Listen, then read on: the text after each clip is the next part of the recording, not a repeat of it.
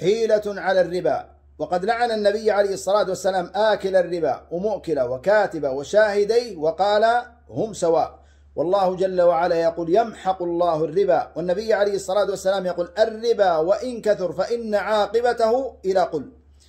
المشتري من البنك يتفق مع مالك العقار أن يزيد في الثمن قيمة أثاث أو غيره. مثال ذلك قيمة العقار أو الفلة 1,000,000 ريال، يقول المشتري للبائع نجعلها 1,100,000، وإذا استلمت الشيك ترجع لي 100,000 ريال. هذه 100,000 ريال زيادة وربا، لأن النبي عليه الصلاة والسلام يقول الذهب بالذهب والفضة بالفضة سواء بسواء يد بيد، فمن زاد أو استزاد فقد أربى الآخذ والمعطي.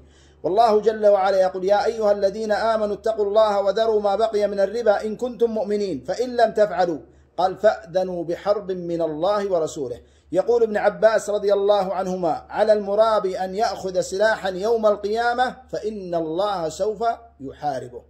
أغنانا الله وإياكم بحلاله عن حرامه.